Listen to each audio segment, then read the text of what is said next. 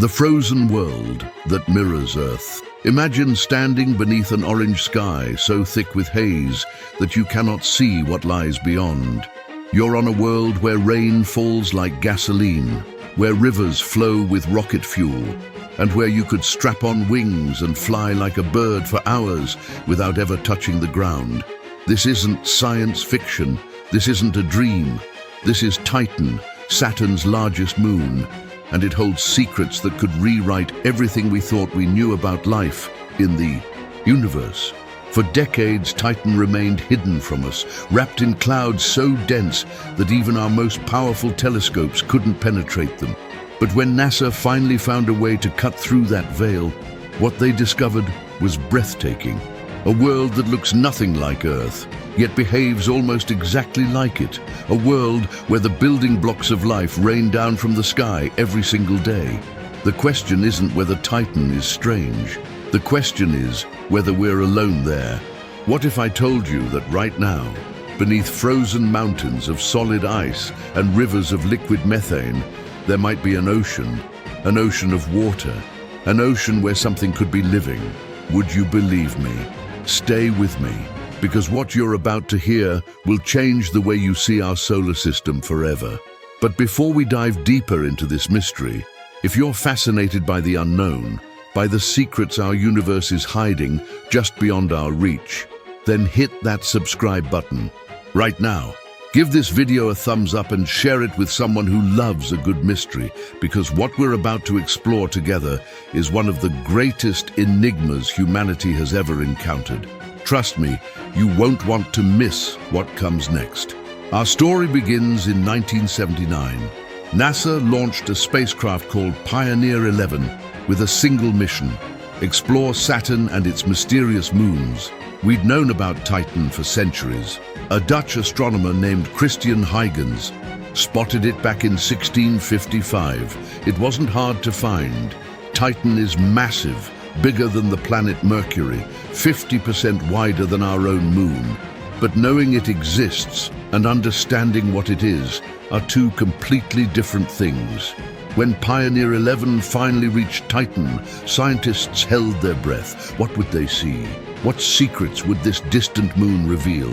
But all they got was orange, dense, impenetrable orange clouds that completely obscured the surface. It was like trying to see through fog so thick you can't even see your own hand in front of your face. Disappointment rippled through mission control.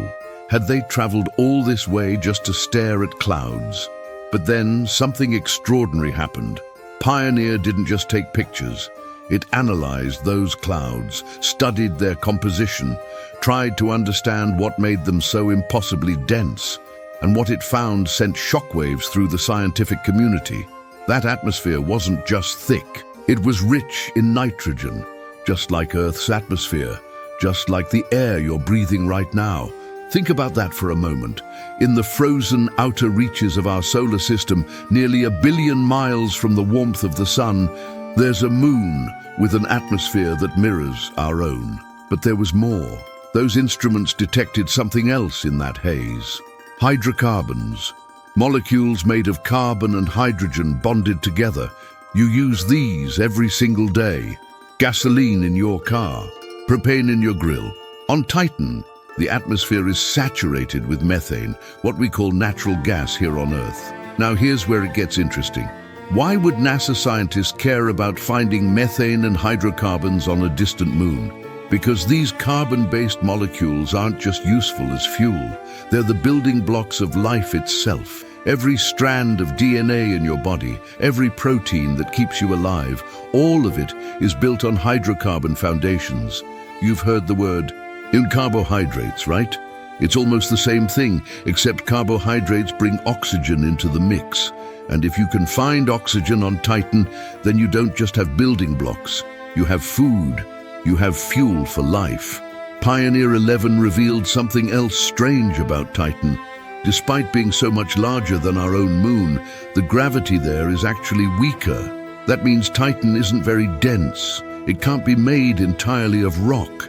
There has to be something else inside, something lighter, And that weak gravity combined with that incredibly thick atmosphere creates an environment where a human in a wingsuit could literally jump off a cliff and soar through the sky for as long as they wanted, gliding like a bird over alien landscapes we couldn't even imagine yet.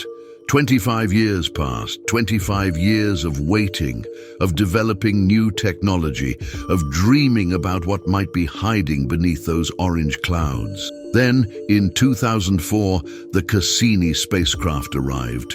At Saturn, this wasn't just NASA this time.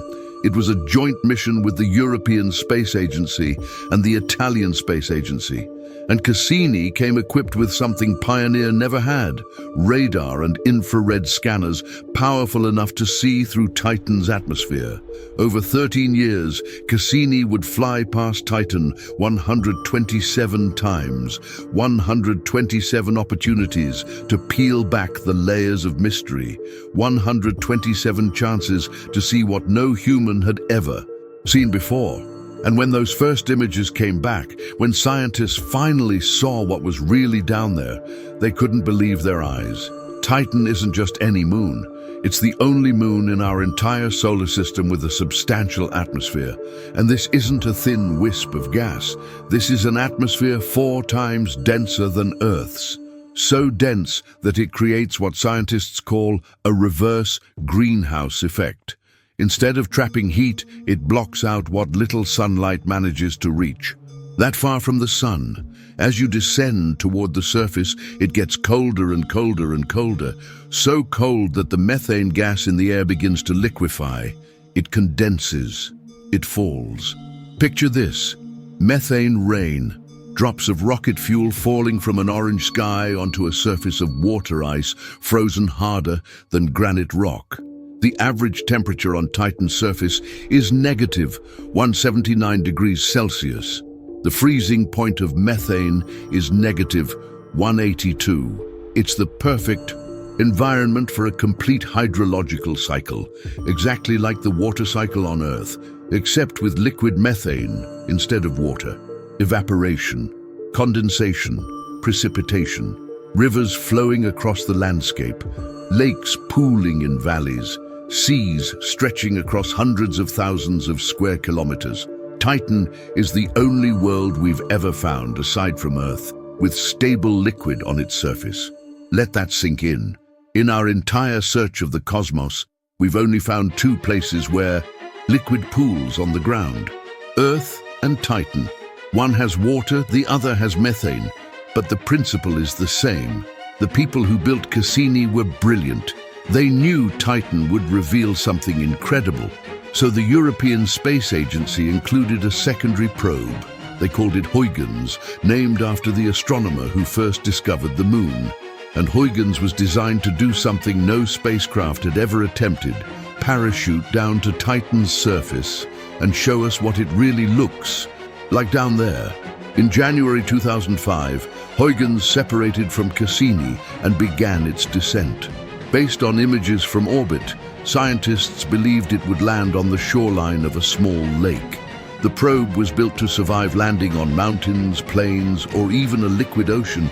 It had 3 hours of battery life, with 2.5 of those hours spent slowly drifting down through the atmosphere under a parachute. And when Huygens finally broke through those clouds, when it transmitted its first images back to Earth, scientists around the world stopped breathing.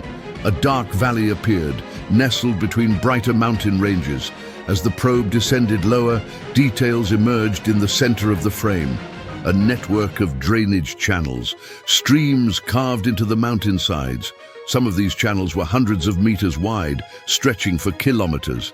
They'd been created by methane rain, runoff working its way down into the valley, exactly like water does on Earth. Huygens was coming down right into the middle of that dark valley, and as it approached the surface, one thing became clear: there was no liquid here. This was a dried riverbed. The probe hit the ground and made a dent 12 centimeters deep. It bounced, slid 30 to 40 centimeters, wobbled a few times, then settled. When the camera looked around at the surface, what it saw was both alien and hauntingly familiar. If you took away the orange tint, it could have been the bottom of any river on Earth. Large rounded stones, smoothed by flowing liquid, smaller pebbles scattered around them, a sandy-looking surface. But those weren't rocks. They were chunks of water ice, frozen as hard as stone. The mountains in the distance? Ice. All ice. Water ice, which means oxygen, H2O. But it's no good for life if it's frozen solid. The muddy-looking ground around the lander turned out to be something strange, a hydrocarbon material with a texture like snow, with a thin, crusty layer on top and soft material beneath. As the camera panned across the landscape, you could see waves in the air, heat from the probe's lamp causing evaporation on the surface. At one point, a small drop of methane dew dripped down past the lens. Then the camera tilted up and found the sun in the sky, just 1/10 the size it appears from Earth. Even though it was midday on Titan, the light was only as bright as twilight back home. Huygens had found something amazing, but it hadn't solved the biggest mystery. Where was all the liquid methane? It landed in the right place, the bottom of a river, but at the wrong time. So where did it go? The answer has to do with Titan's methane cycle. On Earth, water evaporates constantly because the sun provides enormous amounts of energy. Rain happens frequently in most places, but on Titan, with barely any sunlight reaching the surface, methane evaporates incredibly slowly. When it does evaporate, all that methane vapor gets trapped in those dense clouds, which can hold massive amounts before anything falls. The result? Droughts lasting hundreds of years, followed by periods of torrential rain, causing flash floods across the entire moon. Huygens visited during a dry season, but that doesn't mean Titan is completely dry. As Cassini continued its mission over 13 years, it kept watching Titan, learning more and more about its surface. During dry seasons, liquid methane is limited to the North Pole regions, and Cassini learned to spot bright reflections, sunlight glinting off the tops of lakes. The first one they identified is called Ontario Lacus, named after Lake Ontario in North America because they have nearly identical shapes. The one on Titan is about 20% smaller, but still covers 15,000 square kilometers. It's relatively shallow, averaging between 40 centimeters and 3 meters deep. And it's eerily still, with waves reaching only 3 millimeters in height. To the naked eye, it would look flat as glass. Titan even has a small ocean at its north pole called Kraken Mare. It's 400,000 square kilometers, just smaller than the Black Sea on Earth. Large enough to experience tides from Saturn's gravitational pull, with methane levels rising and falling up to 1 meter. It's relatively shallow for its size, averaging 300 meters deep compared to the Black Sea's 2,000 meters. But it's still an ocean of liquid methane on another world. Lakes and oceans aren't the only active processes on Titan. There are volcanoes too. But remember, the surface isn't made of rock. It's made of ice, so these volcanoes don't erupt with magma. They erupt with slushy water. How can there be liquid water on a world so cold? The slush is mixed with ammonia, which acts as natural antifreeze.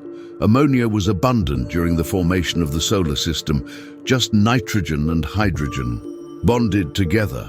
On Titan, any ammonia on the surface evaporated and helped create the nitrogen-rich atmosphere. Any ammonia below the surface combined with water ice and allowed it to melt. If you cut Titan open, here's what you'd see: a solid crust of frozen ice on top. Below that, a layer of partially frozen slush that occasionally erupts through volcanoes. And below that slush, scientists believe there's a thick layer of liquid water sitting on top of Titan's rocky core. There's Just enough residual heat and ammonia to maintain a subsurface ocean. Do you see what this means? We have water, we have hydrocarbons, combine them and you get carbohydrates, the fuel for life. Through active volcanic processes, there are opportunities for these elements to meet, either above or below the frozen surface. We're not saying there are aliens on Titan, but there could be primitive bacteria, something that meets the bare minimum criteria to be considered alive, something that proves we're not alone. That's why NASA is investing hundreds of millions of dollars in a mission called Dragonfly, a nuclear-powered helicopter drone designed to fly around Titan's landscape, collecting samples to be analyzed in a mobile laboratory. Dragonfly will launch in 2028 and arrive at Titan by 2034. It will finally solve the mysteries Pioneer and Cassini revealed. It will tell us what that sandy, snow-like surface is really made of. And if there are signs of life out there, hidden beneath those orange clouds, in those methane lakes, or in that subsurface ocean, Dragonfly will find them. One way or another, we're going back to Titan. And when we do, everything might change forever.